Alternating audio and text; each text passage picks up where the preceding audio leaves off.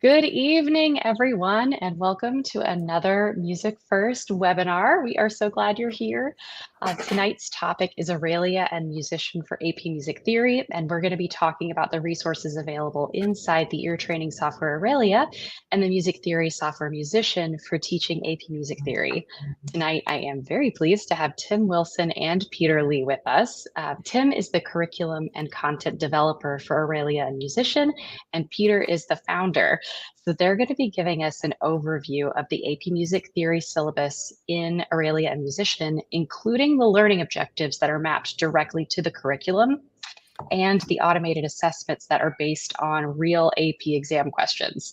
And for those of you who are MusicFirst Classroom subscribers, we're going to be giving you a little preview of the brand new AP Music Theory course in the MusicFirst Classroom. Now, if you have any questions during the webinar, this is live, so go ahead and drop your questions in the comments. We're going to be able to see those and answer those in real time. This stream is being recorded, so if you miss anything, don't worry. It's going to be right there on the stream for you, so just go back and rewind and you can catch us up in the replay. So thank you both for coming. We are thrilled to have you. Well, thank you very much, Rachel. Rachel, welcome everyone, and thank you so much for joining us today. Just before we dive into some of the AP Music Theory specific goodies, just want to mention for anyone who is not familiar with Auralia and Musician, they are essentially ear training and music theory teaching tools and a practice kind of engine. They're used by schools, universities, and curriculum boards from all around the world, and they basically feature automatic assessment with immediate feedback for your students. So this is great for providing that differentiated and adaptive learning to really guide your students and hopefully help them achieve at their kind of maximum learning level. And of course, from a instructor perspective, hopefully these tools could save hours and hours of grading time. Content-wise, they cover everything from basic kind of pitch and rhythm reading through to dictation, all the way through to chromatic harmony, sight singing, and of course things like automatic assessment of four-part writing, which we'll be diving into in a little bit. The content also includes lots and lots of real audio recordings and repertoire-based content, including a whole range of pop and contemporary materials, which can be really great for helping engage students of all ages and abilities. Many schools use the tools to kind of support their band, choir, orchestra programs, and of course AP Music Theory. So as Rachel alluded to, today we will be having a look at some of the new cool content that is now linked within the MusicFirst Classroom. And I'll just bring this up for you.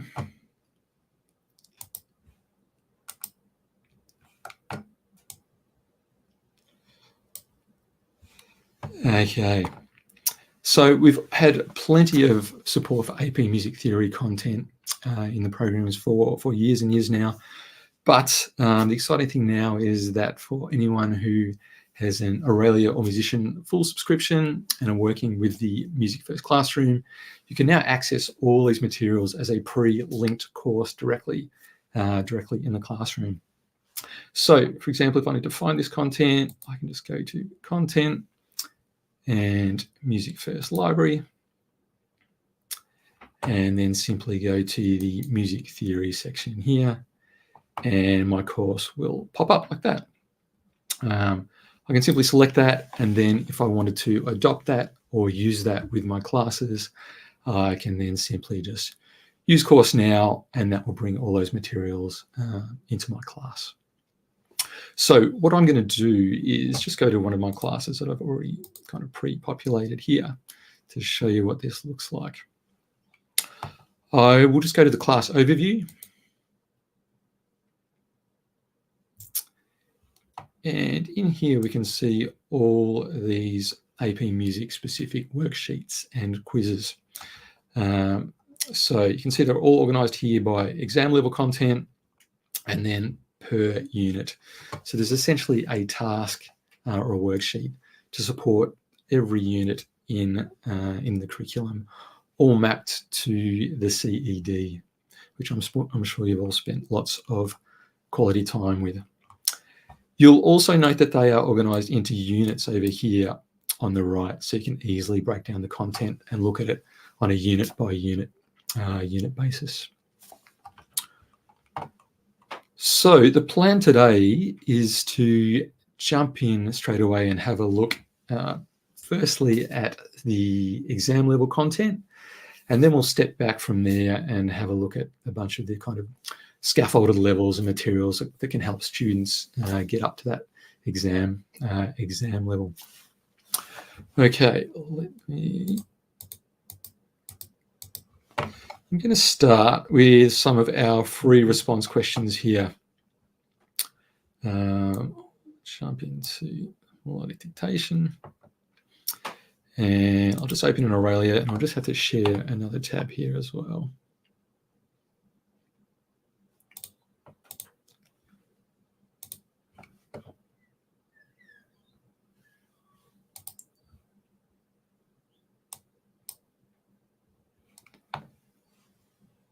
Okay.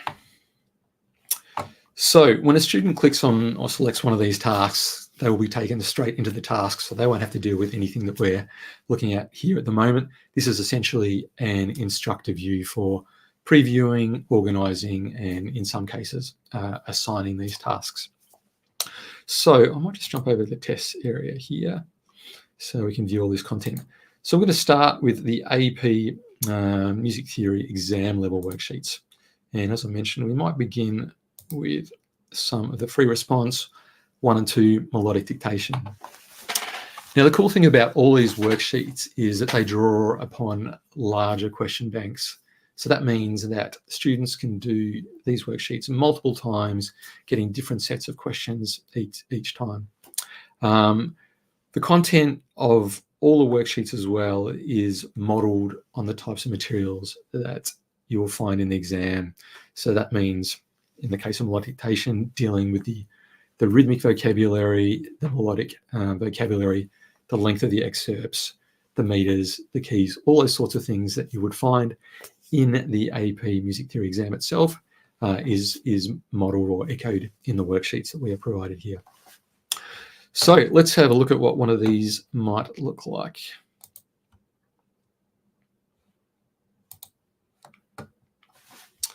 And I'll just zoom in a little bit here. So we have a couple of questions set up here, and in this particular case, there are actually 4 questions in total in this particular worksheet, just so the student gets to work on a few different melodies here. So you can see here we start off, we're in 6/8, we are in A major, and we have 3 replays enabled or allowed on this particular question. Let's have a little listen.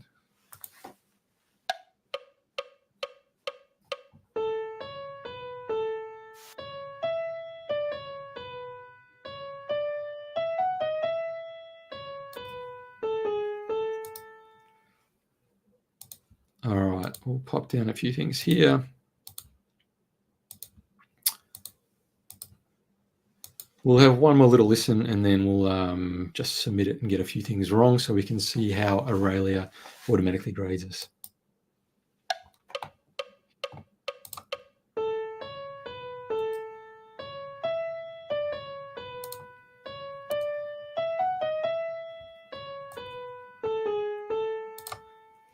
Okay, let's just fill in a few extra things here. And clearly not my finest work, but we shall submit this now. Obviously, I still had an extra replay here on this particular task. As an instructor, you can, of course, control all those sorts of things as well. So if your students are still at a kind of preliminary pre-exam level, but you still want to assign some of these materials, you can, of course, adapt these tasks to have, up to kind of, 99 replays on a melody. All right, let's see how he did.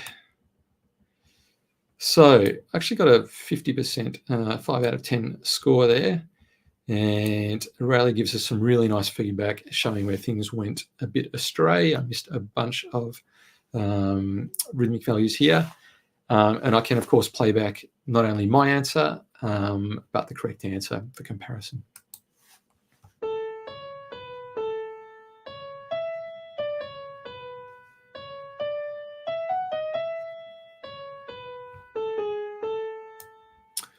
Now, one thing to note about the melody here is, as I said before, these melodies are modelled around the types of melodies you'll find on the AP Music Theory exam.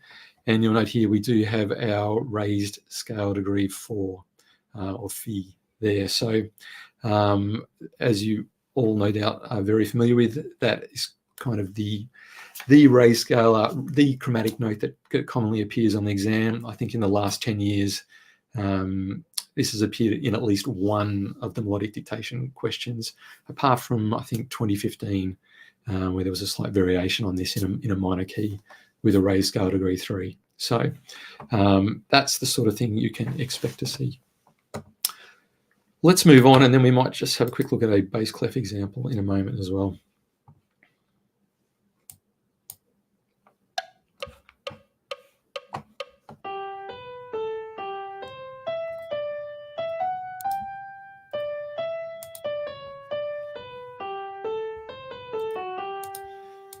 Okay, and again, we'll just pop something in here quickly. I better get a couple of notes, a couple of pitches correct, just so in my next demo, my statistics don't reflect too badly upon my abilities. Okay, so once again here we can see we have raised scale degree 4. Now we did get 2 6/8 examples there. Let's see what we get this time in the bass clef. Okay, so this time you can see we are in C minor, 4/4, and in the bass clef.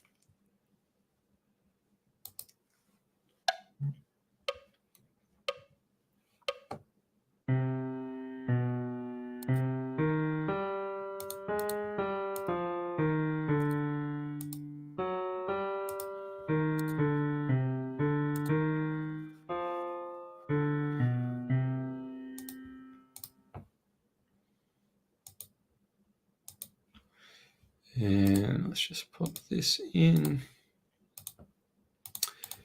Fill in the gaps for now and submit our answer.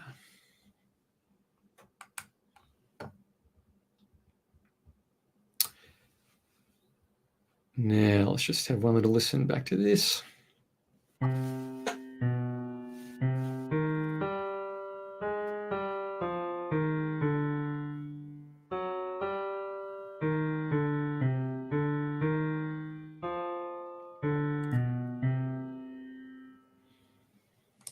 All right, and so on. So key takeaways here are, of course, melodies mapped and aligned with the types of melodies that students will find in the exam. Loads and loads of questions that they can draw from to just do those repetitions, get those key skills up. And as we'll get to later, lots of kind of preliminary scaffolded levels that can help students build these key skills to get up to exam level stage.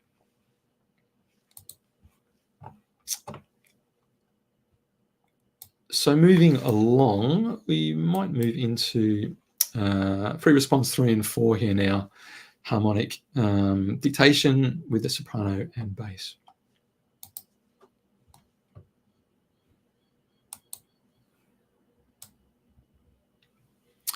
So here I can input my notation and then also switch over to chord entry mode here to enter my Roman numerals and figures. So let's have a little listen and see how we go. Again, note this time we have 4 replays allowed in this particular example.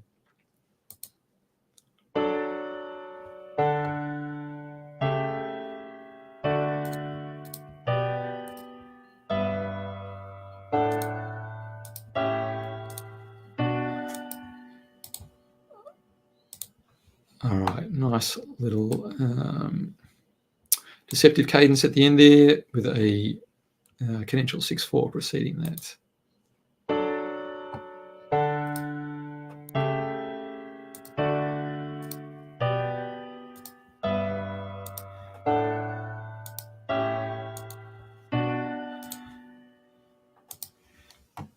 Okay, something along those lines. There's a few little ambiguities in my answer in the middle there, but we might pop in some figures now as well.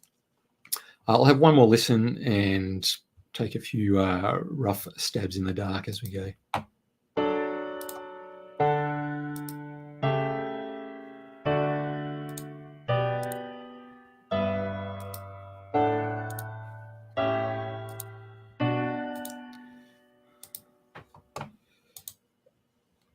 Okay, and I'm just going to pop this in here and go with the 2/6 there. So the student can obviously edit their answer as they go to update any of these items, and the palette supports all those kinds of chords, diatonic chords, and chromatic chords that will appear in the exam itself again. So this example obviously didn't have any chromaticism, but we might see another one in a moment that does. Okay, I shall submit my answer. All right, so I didn't do too badly, 95%. And we can see here that generally, so I got my soprano and my bass parts correct, but, excuse me, just had one little issue with one of the chords there. And again, I can play that back to reinforce that orally as well as visually.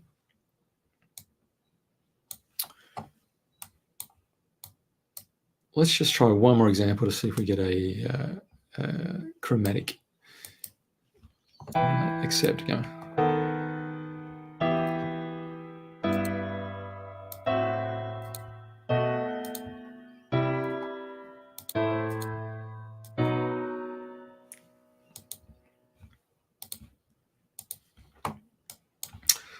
All right, and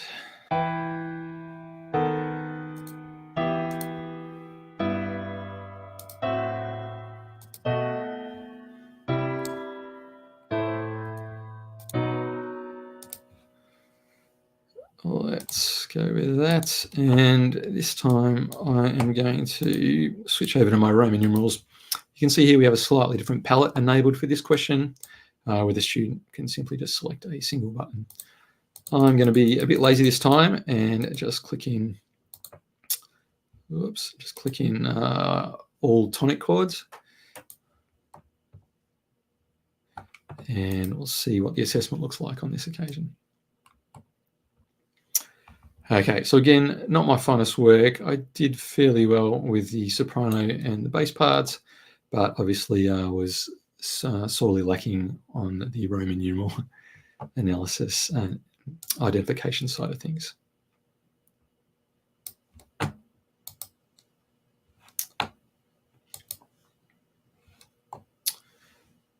Okay.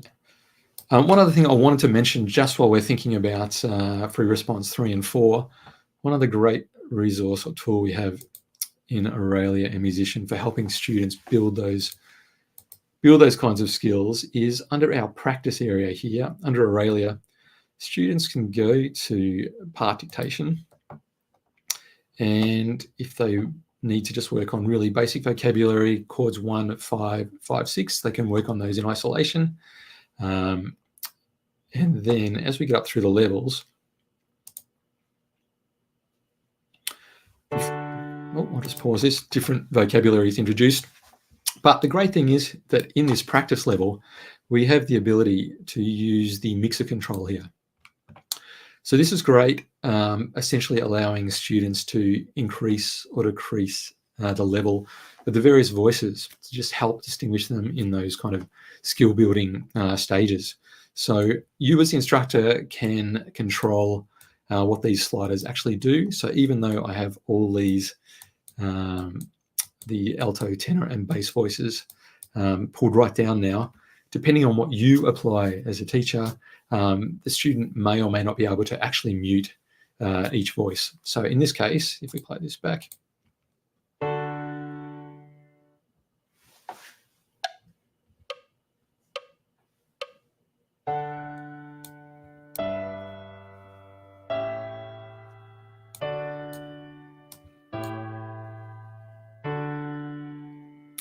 so you'll hear there that in this particular case, we can play with the volumes of each voice, but we can't actually mute them all. So students are still hearing, the soprano or the bass part in context with the other voices as well, but it can help them to hear those other parts. You can, of course, set it up so they can mute parts if you feel as though that's important to the kind of learning process.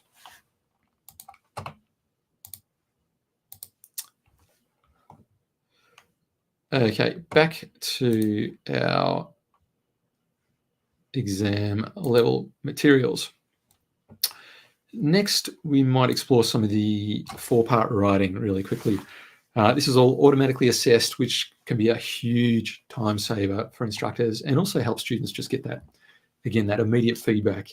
For a student to do a 4-part writing worksheet one day and then not get a marked version back until the end of the week or perhaps even the following week, obviously just breaks up that learning cycle, and they may have already kind of moved on to the next item in the curriculum, having not necessarily mastered some of the core skills. So hopefully this tool could be potentially very useful for you.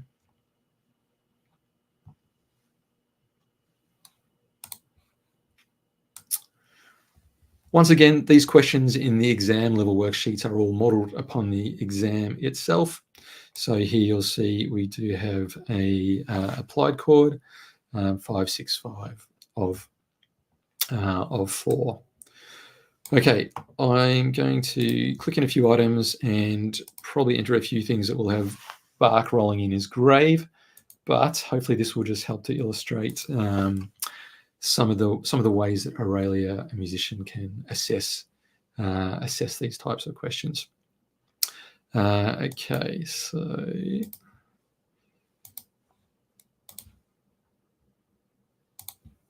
and I'll just jump over to my soprano here.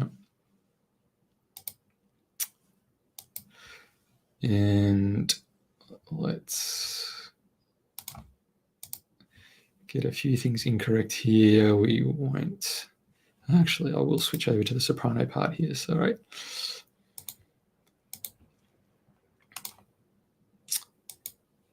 So you'll note in the palette here, I can select voice 1 to enter my soprano and my tenor voices, and voice 2 to enter my alto and my bass parts. So I'll just keep going here. And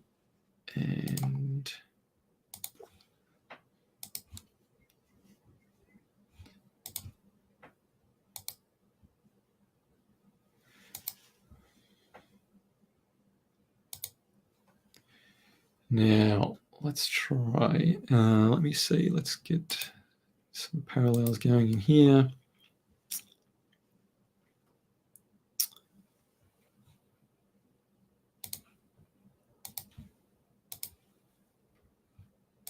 And I will finish this off with, again, some other parallels and incorrect voice leading and spellings.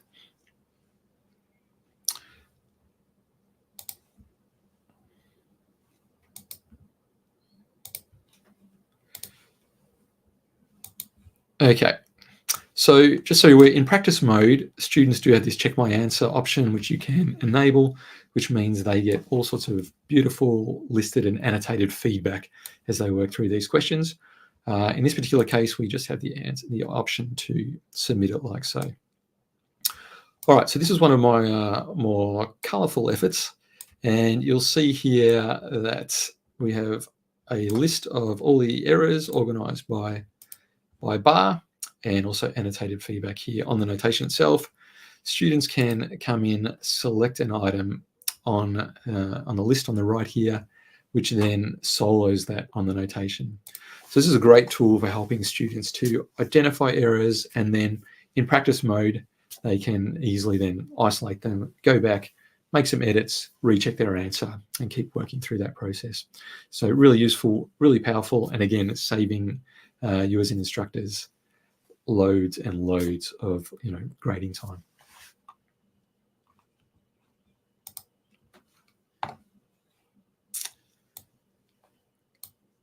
Okay, let's leave the 4-part writing for now. We do also have some manually assessed question types in the that are available here as well to support the AP Music Theory curriculum. So for free response 7, we of course have this composition task, which looks a bit like this, where the student can come in, add their bass part, and then add Roman numerals and figures and so on, and then submit that for manual assessment by you as the instructor.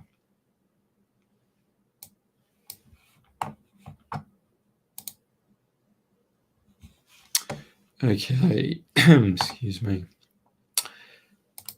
While we are in manual assessment mode, I'll jump over to this sight singing area. We do have a bunch of automatically assessed singing topics in the programs in Auralia, but these exam level questions we have set up to be manually assessed drills, where we have brought in, again, melodies that are modeled on the sorts of things that you will find in the AP Music Theory exam. I will not torture you with my singing today. Maybe Rachel, would you like to? No, just joking, I won't do that to you. But just to show you how this basically works, these worksheets are actually set up so that the student has a little timer going here. So they've actually been given 1:45 to review the melody. They can get a tonic. And then when they're ready to go, they can hit start recording. They're away. And the timer, once they get to the end of that allocated timer slot, then they'll be moved on to the next question. So it does emulate the sorts of things students will get in the exam itself. So I can hit record here. And as I said, I won't punish you with my lack of vocal tone and control. But just to show you what's happened there, I can then play back my answer in this case. So I can hit record here. And as I said, I won't punish you with my lack of. So this is a great review tool for students as well, being able to hear themselves back. Again, in practice mode, if you want to, you can allow the student to have multiple attempts at recording themselves before they then have to submit their answer. So really helping them develop those core skills.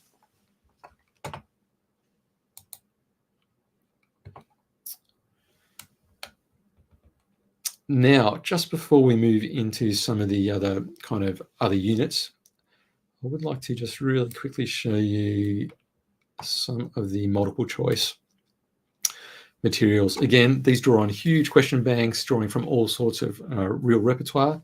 And let's just show you what this looks like.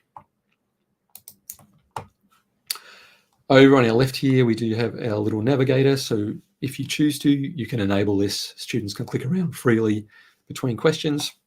I'll just zoom out a tiny bit.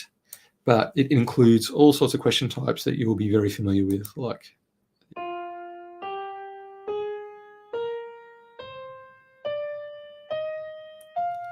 all right, so we can come in, select our answer, and submit. Now, I'm just trying to see, I think I have enabled, let me just see if I have enabled feedback on this worksheet.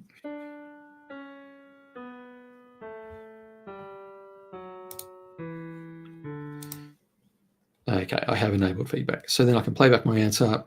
If I do happen to get something incorrect, so now we're in interval comparison. All right, I'll select that one. Then, of course, I can compare my answer with the correct answer.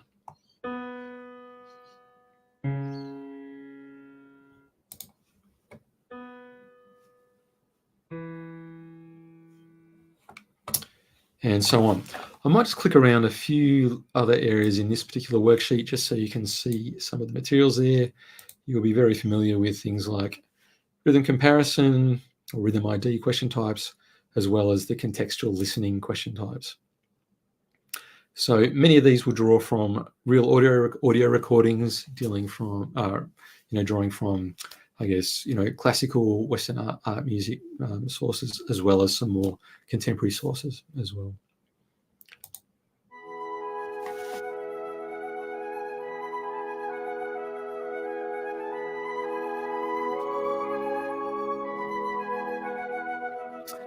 And so on. As we click down the rest of this entry, you'll see that all of these are based around the same excerpt.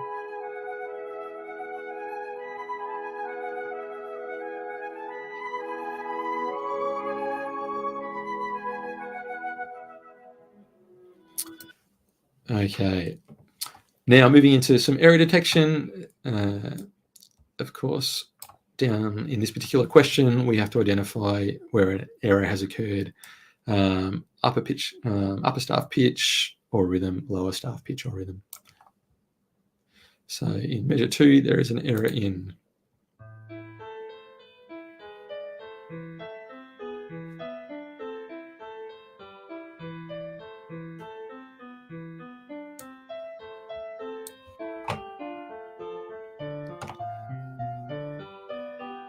And finally, in the last section here, some more contextual listening.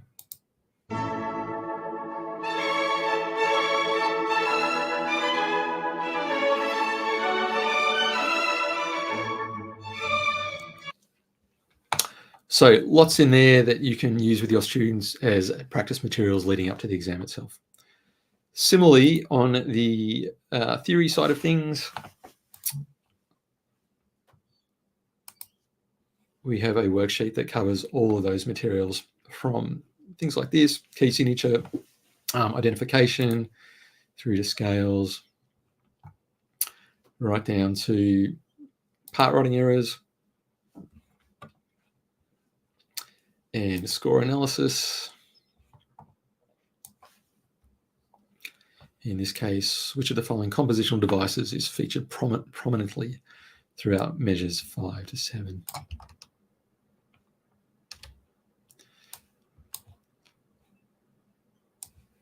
And we can, of course, enter our answer there.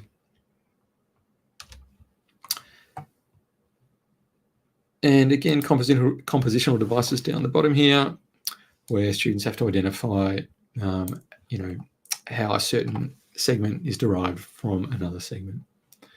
Again, lots of question banks in there, giving students loads and loads of practice materials leading up to the exam.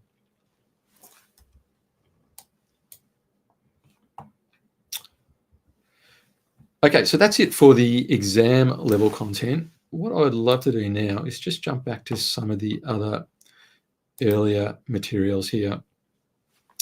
So there are all sorts of kind of fundamental worksheets and things here, again, supporting each unit of the CED.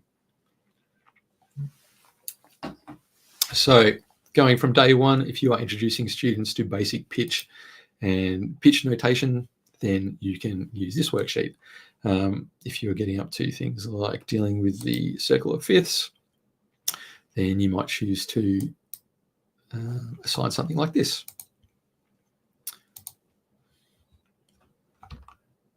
Okay, so step 1 is figuring out what's going on at 12 o'clock there. The student selects C major, hopefully. And then they're going to work their way around the circle of fifths. So there are a mix of question types here as well. So one is purely identifying the key. And then the other, the student actually has to enter the key signature, again, in this case, for position 1 on the circle of fifths. So the student can come in, pop in their answer here. They can do all sorts of things that might happen in a pen and paper type scenario. Feedback is turned off for this particular worksheet. So normally, if you enable that, the student would get some nice feedback there saying you can't actually, combine sharps and flats in the one key signature. Okay, so I should just back out of here. Moving into one of the other areas, I would like to show you also just how the programs can cater to students coming from different levels. So, or different kind of backgrounds, whether it's heavily notation-based background, or perhaps they're used to using, DAWs like Ableton or Logic or tools like that. So let me have a look. So say we'd like to work on our seventh chords, reading and writing of seventh chords. Come into the preview area here. So we have a number of different ways we can submit our answer. One is to just select via multiple choice there, of course, but it's also displayed on the piano keyboard. We have a little solfege controller there as well as a guitar controller, and also a piano roll controller there as well. So as I mentioned, this is great for students regardless of what their musical background is, where they're coming from. It can help them to align core music theory and ear training concepts with perhaps an interface, an instrument that they are used to working with. And of course, in here, in a music theory worksheet, I can submit my answer and play it back in the feedback. If I do happen to get something incorrect, then of course here I can compare my answer with the correct answer.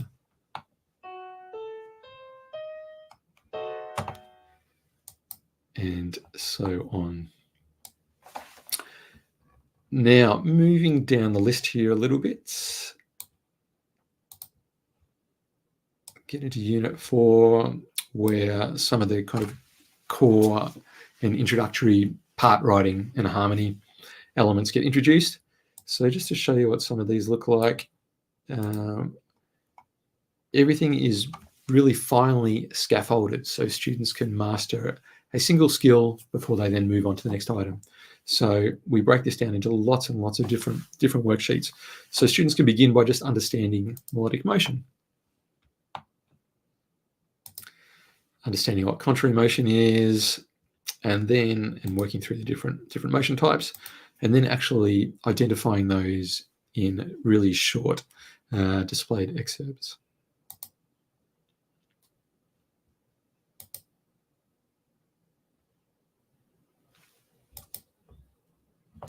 And so on.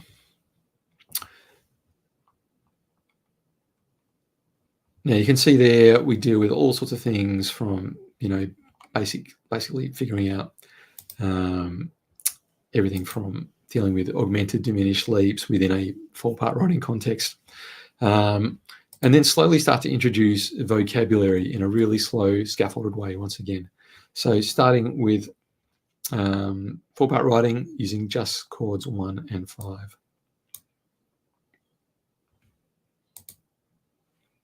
So here you can see we have the 5 chord given, and the student simply has to resolve this chord to the 1. So again, they can do all sorts of things here, and let's make a few common errors that might illustrate the sorts of things that could happen.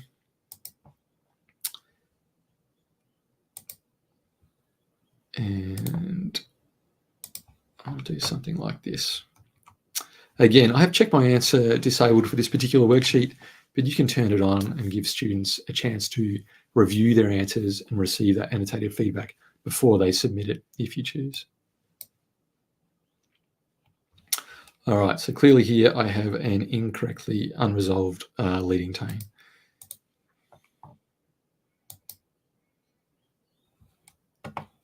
Lots of goodies like this, and you can see in the navigator here on the left, we deal with cases where the 5 chord's given, and then also other question types where the student has to enter both the 5 chord and the 1 chord in both major and minor keys.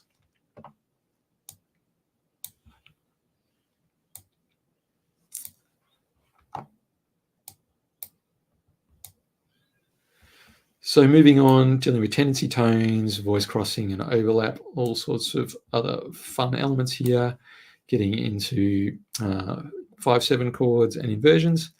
And we might skip ahead a little bit here now. So dealing with embellishing tones, You'll note that all along the way here, our dictation items as well deal with the vocabulary as it's presented in the CED. So if students are dealing with, melodic leaps or skips within the tonic triad, or the 5 chord, or any of the predominants, there are specific examples included here. And actually, just before I show you one of those, I would like to show you some of the really early kinds of dictation questions we have. So students can do things like pitch dictation, where they don't even have to worry about rhythms.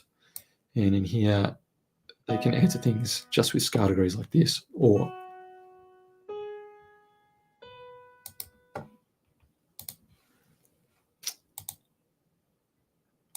and things like that. So,